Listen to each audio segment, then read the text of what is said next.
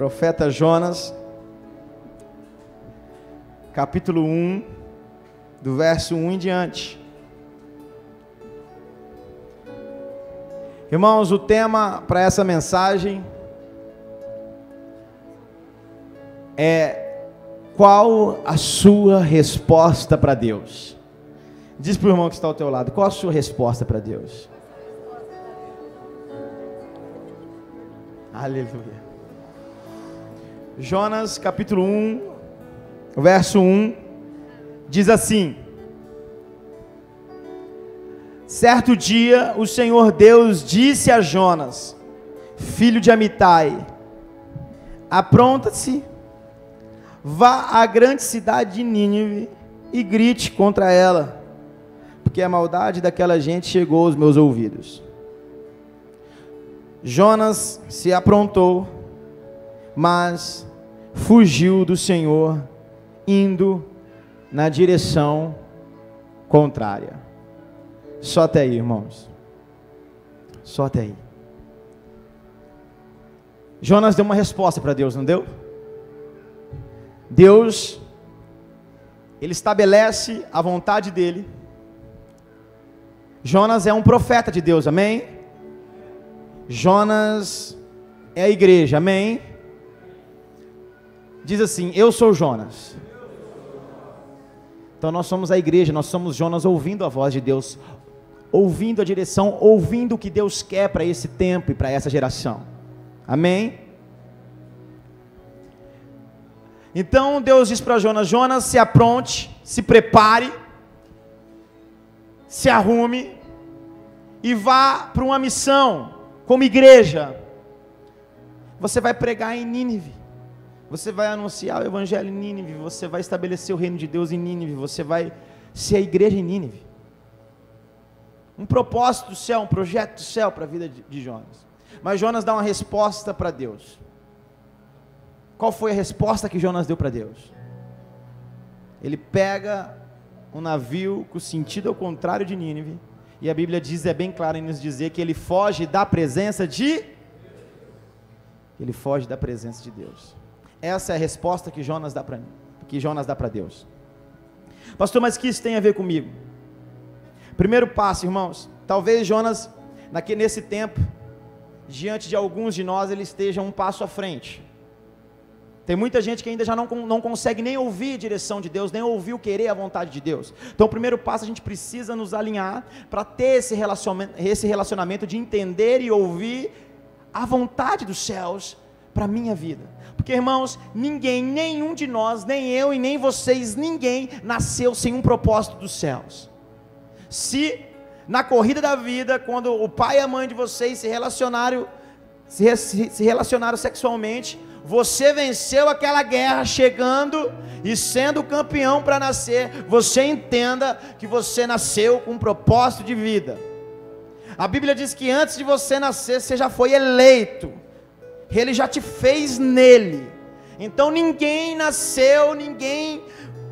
nasceu sem propósito, ninguém veio a essa terra sem propósito. Então você é alguém com um propósito do céu para esse tempo, para essa geração, para essa terra. O que nós precisamos entender como igreja é o propósito de Deus sobre a minha vida e sobre a vida de cada um de vocês.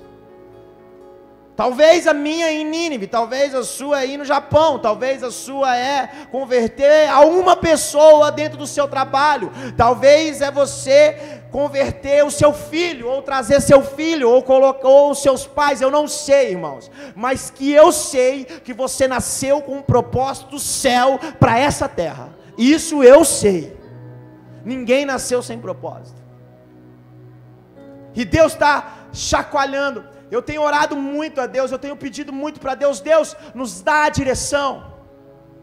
Por que está acontecendo o que está acontecendo conosco, com essa igreja? Por que esse mover, por que esse ambiente, por que tudo isso? me dá, me mostra. E uma das coisas que Deus vem falando no meu coração, e essa semana Ele falou muito forte, filho, eu tenho um propósito, a igreja precisa se tornar mais relevante, a fé tem que ser uma fé mais inteligente, a fé tem que ser uma fé direcionada a Cristo, sem voltas, sem métodos, sem forma, algo muito simples, mas muito intenso, mas muito forte, algo de muita ligação e sem barreiras entre o céu e a igreja. Oh, Pai, mas o que o Senhor quer? Ele disse, ei, eu preciso de uma resposta, para poder estabelecer muitas coisas, que é projeto do céu, para esse tempo. Então Deus disse no meu coração, que é um tempo onde nós precisamos dar respostas a Ele, nós não podemos mais fugir, irmãos. Muitas vezes nós estamos fugindo, e a nossa fuga é para um lugar de conforto, para um lugar de segurança, para um lugar que nos desvia de muito trabalho, para um lugar onde muitas vezes a gente não se ocupa tanto, mas se omite e espera sempre alguém estar fazendo por nós.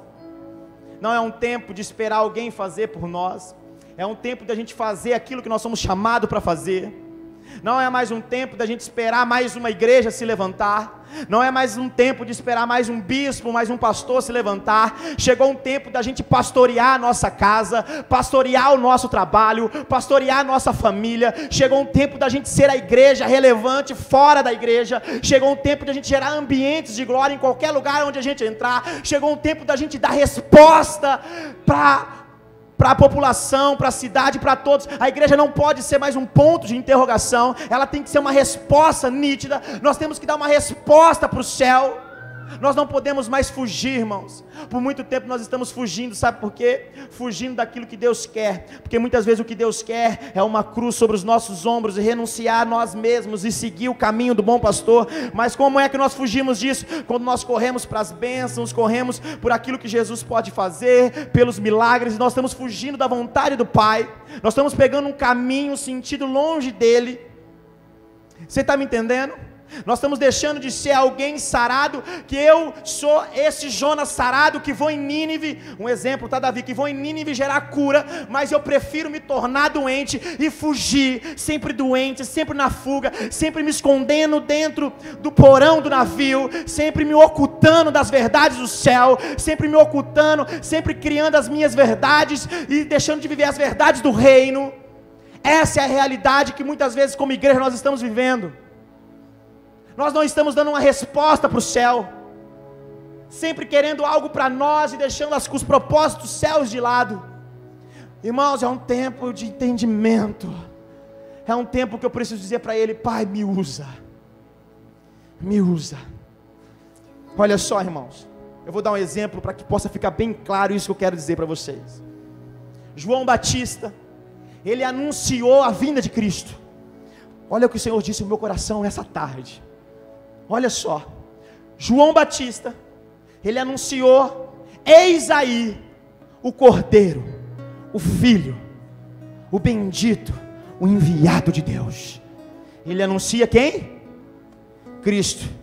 Jesus vem e ele batiza Jesus. Amém? Então, ele continua pregando, não é? E a Bíblia diz que em meio às suas pregações ele é preso. E basta ele ser preso, Davi, 30 dias preso. Ele chama um dos seus amigos, que era um dos seus discípulos, e manda um recado para Jesus, dizendo: ei, vai perguntar para Jesus se ele é Jesus mesmo, ou eu tenho que esperar outro vir. Olha só, irmão, ele viu o Cristo, ele batiza ele, mas num ponto de dor, de prisão, das coisas não estarem acontecendo como ele quis que acontecesse, dele não estar no lugar onde ele está num lugar onde realmente ele não queria estar. Ele duvida do Cristo. Você sabe o que acontece com a gente, irmãos? Quando as coisas não acontecem da forma que a gente quer, a gente deixa de acreditar no Cristo, no verdadeiro. quando as coisas, as bênçãos não chegam no tempo que a gente quer que as bênçãos cheguem, quando a prosperidade não acontece quando a gente quer que aconteça, quando a coisa não flui como deveria fluir, a gente duvida como João Batista duvidou, mas ele anunciava um Cristo que viria. Foi preso, 30 dias preso, duvidou, mandou ir até Jesus e perguntar se ele tinha que esperar outro. Jesus disse: ei, manda avisar João Batista que os cegos enxergam, que os paralíticos andam, e diz para ele que bem-aventurado aquele que não se escandaliza do Senhor. Se as coisas não estão acontecendo na tua vida ainda, não escandalize o nome do Senhor pela tua falta de sucesso. Entenda que há um tempo para todas as coisas e um propósito debaixo dos céus para acontecer na tua vida. Não escandalize os céus e o reino porque as coisas não começaram a acontecer em você ainda. Há um tempo para acontecer. Então João Batista é essa igreja, uma geração anterior, que só era movida com a bênção. Tinha que acontecer um milagre para ele entender que realmente Jesus estava. Paulo vem depois de João Batista. Também ele faz a mesma coisa que João Batista. Ele prega quem? Cristo, mas ele prega um Cristo que já veio, morreu na cruz do Calvário e ressuscitou. Amém? Só que ele prega um Cristo assim: ei, ele vive em? Ele vive em? Então, devido às suas pregações, estabeleceu o reino, mensagem, pregando, acontece com João Batista, acontece com Paulo mesmo que aconteceu com João Batista. Paulo é preso, só que quando ele está na cadeia, irmãos, ele prega um Cristo que vive em? Não é um Cristo que há de vir. Não sei se vocês entenderam. Ele prega um Cristo que vive em? E não um Cristo que há de vir. A igreja não tem que esperar um Cristo vir para resolver as coisas, a igreja tem que viver um Cristo dentro dela. Enquanto João Batista estava murmurando e chorando e desacreditando dos céus e desacreditando de Cristo, ele começou a adorar o nome do Senhor. Porque, irmãos, não importa o que está acontecendo em fora, ele estava cheio por dentro. Não espere que as coisas para você ser feliz se movimentem à tua volta. Seja cheio do Espírito, seja cheio dele, cheio da graça, cheio da glória. Porque você pode estar vendo o pior caos da tua vida, a pior crise da tua vida, o pior problema da tua vida, se ele está em você, se você vive um Cristo que está dentro de você, meu irmão. Através da tua adoração, muralhas vão cair. Através do teu louvor, cadeias vão cair, grilhões vão se arrebentar. Oh, aleluia, pessoas vão ver o quanto Deus é vivo em você. A diferença de João e de Paulo é que João anunciava um que viria, mas Paulo, Davi, anunciava um que estava dentro dele, cara. Está aqui, velho. Paulo, você está preso, não tem problema, a tua presença é real. Paulo, você está preso, não tem problema, mesmo assim eu adoro, porque ele está aqui, irmãos. Quando ele está aqui, nada importa. Eu já me preguei aqui nesse altar, que o que acontece do lado de fora não pode interferir o que está dentro. O que não se movimenta do lado de fora, ou o que se movimenta do lado de fora, não pode interferir o que é de dentro. Você está me entendendo, irmão? A diferença.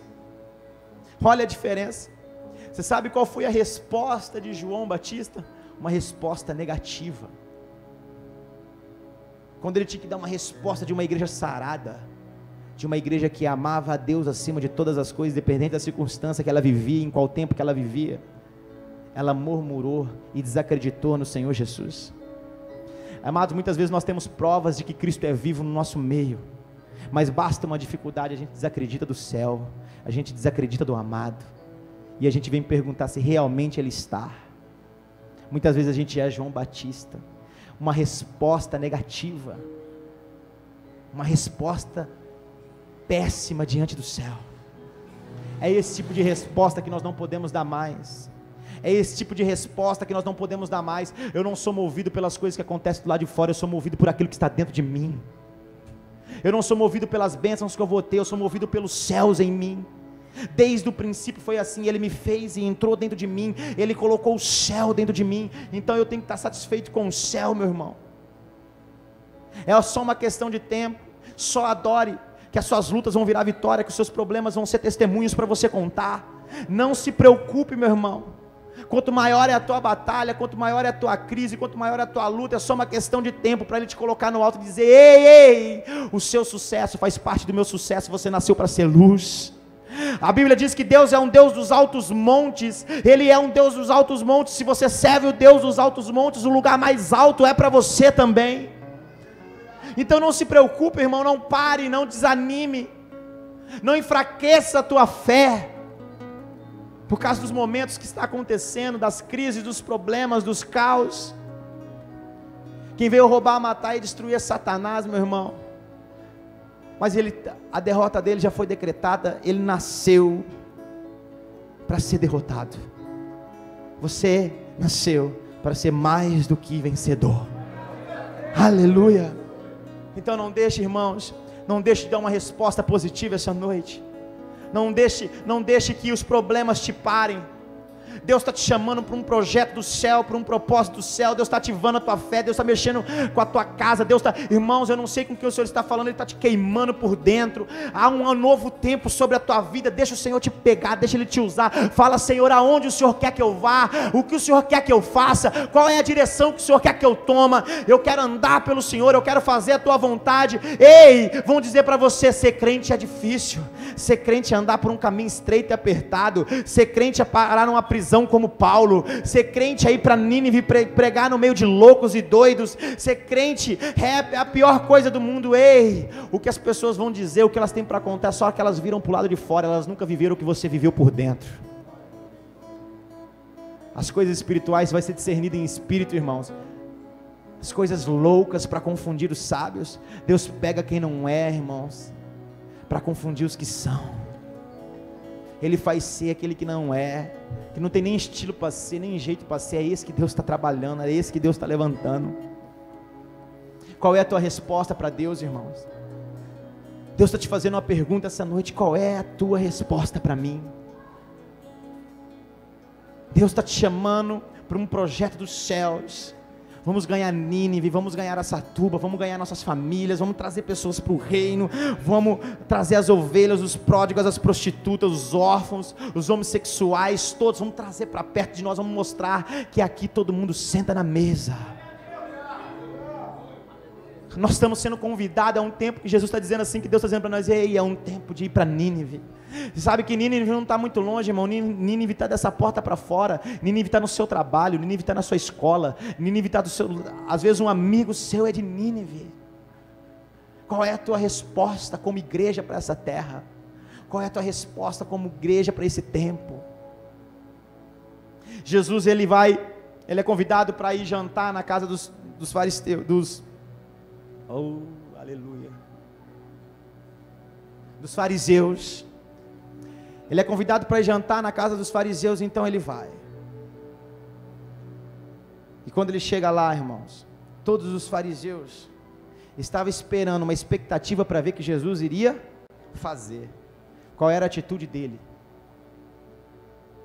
Todo mundo esperando, uma expectativa do céu. O que ele vai fazer? Qual é a bênção que ele vai entregar? Qual é o milagre que ele vai realizar nesse momento? Todo mundo uma expectativa, esperando o que Cristo iria fazer. Os religiosos. Mas a Bíblia diz que no meio do jantar entra uma mulher chamada Maria Madalena. Ela mergulha nos pés de Jesus. E a Bíblia diz que com as suas lágrimas ela lava os pés do amado. E com seus cabelos ela enxuga. E depois ela unge Jesus com alabastro, o perfume, um óleo mais caro daquele tempo, ou um dos mais caros. Jesus, ele vira para Pedro e diz assim: ei, se tem um que deve mais e outro que deve menos, se o patrão perdoou os dois, quem ele perdoou mais? Pedro diz: aquele que devia mais. Ele: bendito é o que você fala, Pedro, bem falado. Os pecados dela foram perdoados. Mas quando ele se volta aos religiosos, aos fariseus, ele diz assim: ei, eu entrei aqui, nem água vocês me deram, nem com um beijo vocês me receberam. Vocês estão entendendo o nível de resposta que cada um está dando? Os religiosos estão esperando sempre algo do céu, sempre algo de Deus, sempre um milagre, sempre uma bênção, sempre uma prosperidade, sempre um mover ao seu favor. Mas a igreja que Ele está à procura, que é a verdadeira adoração, ela entra sem ritual, ela mergulha nos pés do amado, se humilha diante dEle, chora diante dEle, e oferta o melhor dela. Irmãos, é um momento que nós não vamos esperar as coisas virem, as bênçãos virem, é um momento que nós vamos adorar Ele, independente se Ele abençoa ou não abençoa, se Ele faz ou se Ele não faz, se Ele dá ou se Ele não dá. É um tempo em que nós vamos vir para o culto, irmãos, sem querer nada dEle, nós só queremos Ele. Essa é a igreja para esse tempo. Não é um tempo de eu vir aqui dizer para vocês: olha, você vai ganhar um carro, você vai ganhar uma casa, você vai ganhar um dinheiro, você vai ser curado. Irmãos, Ele pode curar, Ele curou o enfermo, Ele fez o aleijado andar, Ele ressuscitou o morto. Irmãos, Ele pode fazer o que... Não tem impossível para Deus. Não tem impossível para Deus. Mas o que nós precisamos saber como igreja é qual é o culto, qual é a resposta que nós estamos dando para Deus nesse tempo. Uma igreja de interesse, irmãos, uma prostituta que só se relaciona para receber no final do relacionamento, ou uma noiva que se entrega e se submete ao noivo, porque a noiva que ama o noivo, ela se submete e se entrega a ele, se submete a ele, à vontade dele, e o noivo é tão apaixonado pela noiva, que ele morre pela noiva. Olha o nível de relacionamento. Mas a prostituta não, a prostituta se relaciona, gera até um prazer, mas no final da conta, ela quer receber, ela quer pegar o dinheiro e ir embora. Se você não pagar ela da próxima vez, ela não vem. Quantas igrejas está como prostituta nessa terra, irmãos? Tem que pagar para ela vir, tem que abençoar para ela se entregar, tem que prosperar ela, para que ela possa ser dele. Não é tempo mais de criar uma prostituta, mas sim uma noiva verdadeira. Irmãos, essa é a igreja, fugindo da presença de Deus, porque não quero cumprir o propósito na terra, eu quero o meu conforto. Uma igreja Jonas. Mas eu creio, irmãos, que eu disse domingo aqui, os caos não são por... Aconteceu outros durante a semana, não aconteceu? Outros caos, outros problemas, outros desastres, não são? Você sabe para quê, irmãos? Você sabe por que está acontecendo isso? Porque a tempestade serve para você entender que você precisa ser lançado fora do barco. Não é mais tempo da igreja fugir. Quando a tempestade chegou na embarcação de Jonas, diz para o teu vizinho que está ao seu lado, quando a tempestade chegou na minha embarcação, diz: eu entendi que eu tinha que voltar para o propósito. Talvez, você sabe o que acontece? Quando o desemprego chega, Rafa, a pessoa fala assim: é o inimigo que se levantou, é o diabo, estou desempregado. Quando o relacionamento entra numa crise, o casamento entra numa crise conjugal, entra ali um problema gigante, fala: é o diabo que está entrando. Ou você entra numa crise financeira, você diz: nossa, o inimigo se levantou, o devorador está na minha casa, estou desempregado, olha, não sei, pastor, eu não tenho nada, mas como tem invejoso na minha vida. É assim ou não? Inveja ali, inveja aqui, nossa, olha, todo mundo me persegue, e realmente isso começa a acontecer, parece que você é alvo. Quem já passou por isso aqui? Eu já passei por isso. Irmão, você tenta fazer um negócio, aquilo que você fazia antes, que fluía tão rapidinho, que você resolvia rapidinho, você tenta fazer o negócio, não vai. as coisas não fluem, não andam, não prosperam, parece que você está na... Quem já usou essa palavra? Nossa, eu estou numa marasma danada, estou numa fase que só pela misericórdia. Quem já falou isso? É a fase da tempestade, não é? E aí a primeira coisa que você faz é falar assim: nossa, preciso ir para a igreja, vou lá, pastor, vou ver qual é a campanha que está rolando agora na igreja. A campanha que estiver rolando eu vou fazer. Se for da libertação, aí essa é fenomenal. Se for da libertação, 7 dias da libertação.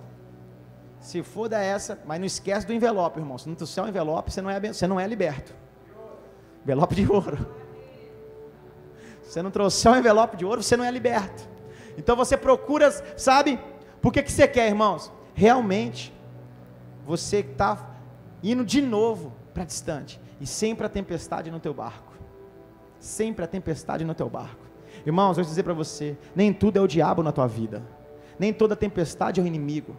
Muitas delas é próprio Deus chacoalhando, trazendo os grandes ventos, a grande tempestade para trazer para o propósito novamente.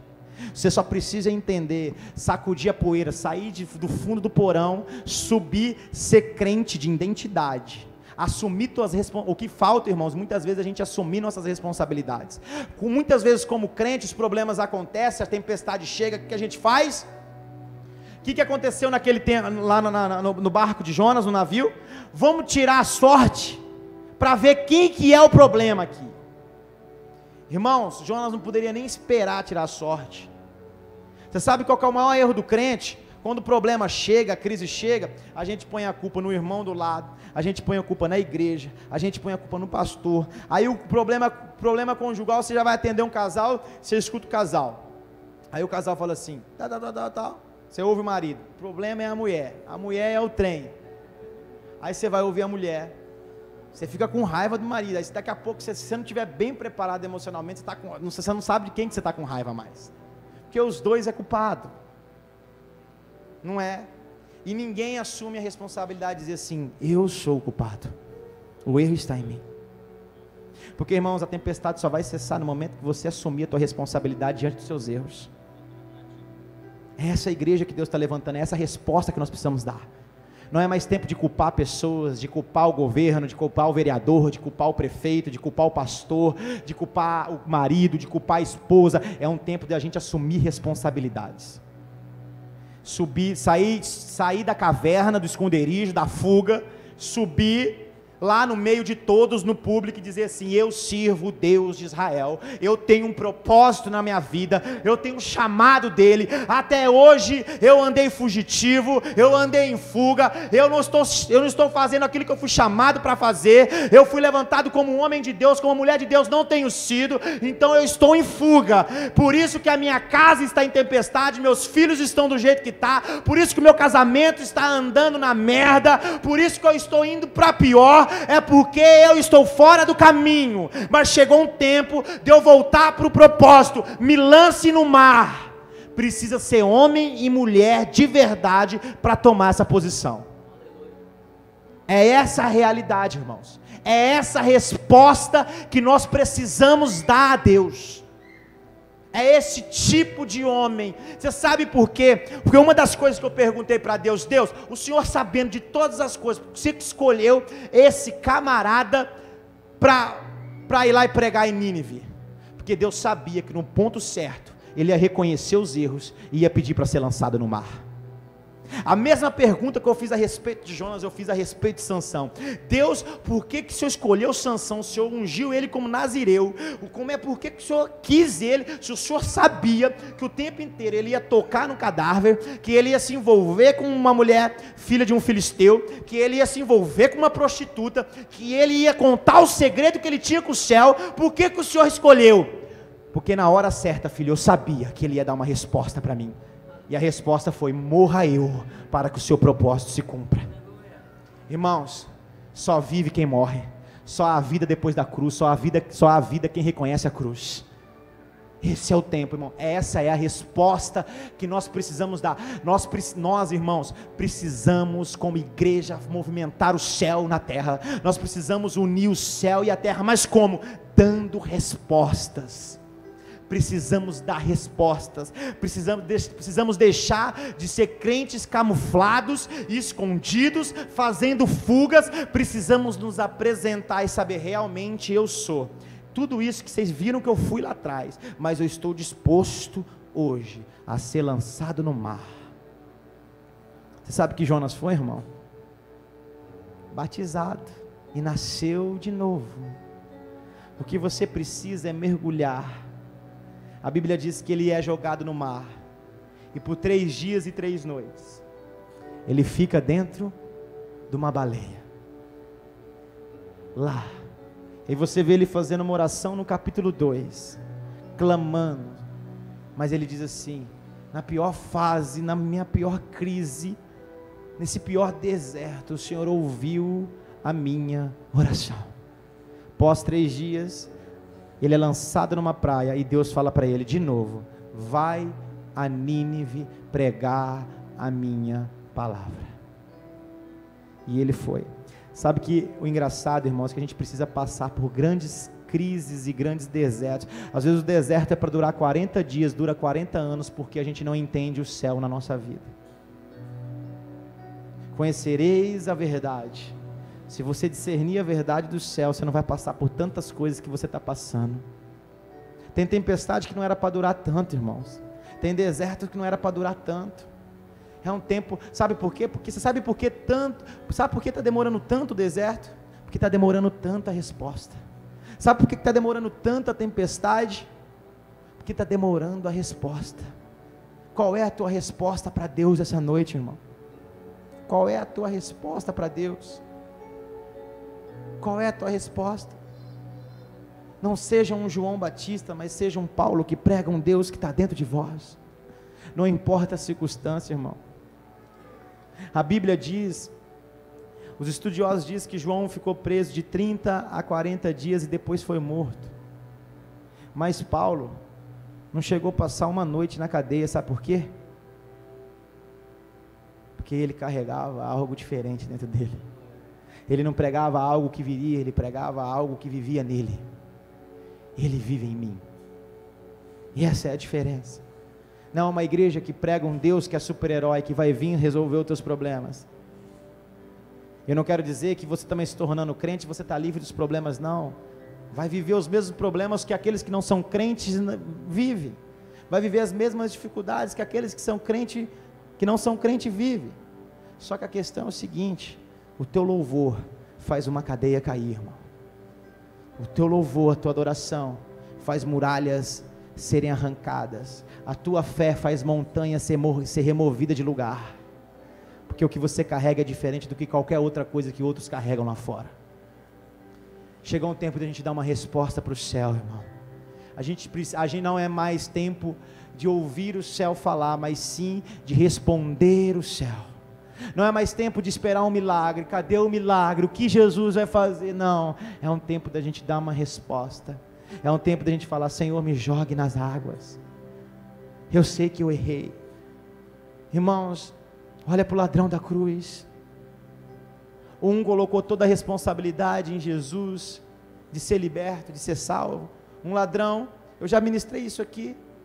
Um ladrão é uma igreja, e essa igreja diz para Jesus assim: ei, o Senhor não é o poderoso, o tremendo, o que cura, o que sara, o que salva, o libertador, o Filho de Deus? Nos tire da cruz. Saia o Senhor da cruz e me tire da cruz.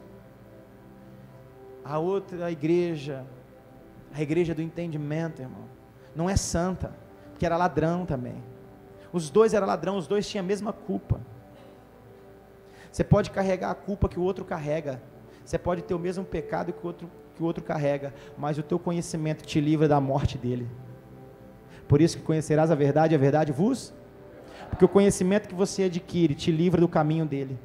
Ele era alguém sem conhecimento pedindo uma bênção, uma libertação para Deus. Mas a outra igreja com conhecimento, ela diz assim: ei, ele é santo. Ele não merece estar na cruz, falando de Jesus, mas nós merecemos a cruz. Oh, olha que massa a igreja assumindo responsabilidade. Olha que massa a igreja assumindo culpa. reconhecendo a cruz. Aí ele vira para o mestre e faz uma oração simples: quando chegar no paraíso, lembra-te de mim. Qual foi a resposta de Cristo para ele? Ainda hoje estarás comigo no paraíso. Os pecados do ladrão da direita eram o mesmo do ladrão da esquerda, tá, irmãos? Estou só citando um exemplo. Eu não sei qual estava de qual lado, mas só para dar um exemplo.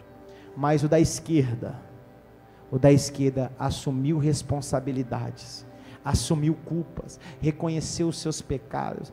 Para de desenhar uma coisa que você não é, para de inventar uma crença que não é sua. Irmão, personagem é uma questão de tempo, ela acaba. Vocês estão me entendendo? Quando você tenta ser aquilo que você não é, é uma questão de tempo, vai acabar. O que ele quer não é uma adoração, o que ele quer é uma verdadeira adoração. Então não adianta você fingir, porque a vida de personagem ela vai acabar. Você precisa ser aquilo que você é. A tua verdade te promove com ele. Você precisa ser como esse ladrão, deixar de ficar pedindo bênçãos e libertação, me livra, me cura, me sara. O Senhor é teu Pai, e Ele sabe do que você precisa. E no tempo certo, devido à tua responsabilidade, o teu conhecimento e a tua condição de receber o que Ele vai te entregar, Ele vai te entregar na proporção certa, porque Ele é Pai, Ele vai entregar para os filhos. Para de pedir, para de comprar coisas que já são suas por herança. Igreja não precisa mais comprar as coisas com Deus, porque ela é herdeira, ela é filha. A noiva não precisa mais pagar, querer dinheiro, porque ela tem que se submeter, ela é noiva, ela tem que se entregar. E tudo o que é do noivo é dela, por herança. Por herança. A igreja verdadeira está dizendo assim: ei, eu reconheço a culpa, eu reconheço as minhas falhas, eu sei quem eu sou, Senhor, mas me ajuda, me ajuda. Jesus não parou tudo e falou assim: deixa eu ver os pecados de vocês. Não. Jesus disse: ainda hoje eu vou mudar a tua vida. É só você reconhecer quem você é aqui, irmão. Para de fingir, para de representar. Quem representa é artista, quem finge é artista. Chegou o tempo de ser de verdade. Quem pecou mais? Davi ou Saul? Quem pecou mais? Davi ou Saul? Davi, né, irmão? Mas você sabe qual que era a diferença entre os dois? O coração de Saul estava no trono, no reinado, mas o coração de Davi estava no céu. Irmãos, eu estou dizendo para você, as coisas de fora não podem influenciar o céu em você. O que você carrega aqui dentro vale muito mais. Vale muito mais. Os seus pecados estão perdoados quando você chega de verdade diante dele. Os religiosos estavam oferecendo um banquete para Jesus no jantar, mas sabe o que atraiu Jesus? Uma mulher cheia de pecado, diz que era prostituta. Ela chega e fala assim: Senhor, tenha compaixão de mim. Esse o atraiu, esse foi o que chamou a atenção dele. É a verdade, irmão. É um tempo que nós precisamos andar com verdade. A verdade. As respostas que nós vamos dar para Deus nesse tempo é o que vai mudar a circunstância. Eu sou Jonas, eu tenho uma missão, eu estou fugindo da presença de Deus. Me lance no mar. Quando lançaram Jonas no mar, naturalmente ele estava voltando, literalmente voltando para o propósito. O que aconteceu com a embarcação? O que aconteceu com a tempestade? Ela parou. Entenda-se, irmão, que muitas tempestades que acontecem na nossa vida é porque nós estamos fora do propósito. É um momento da gente entender isso. Precisamos voltar para o propósito. Precisamos dar uma resposta para Deus. Amém? Glória a Deus.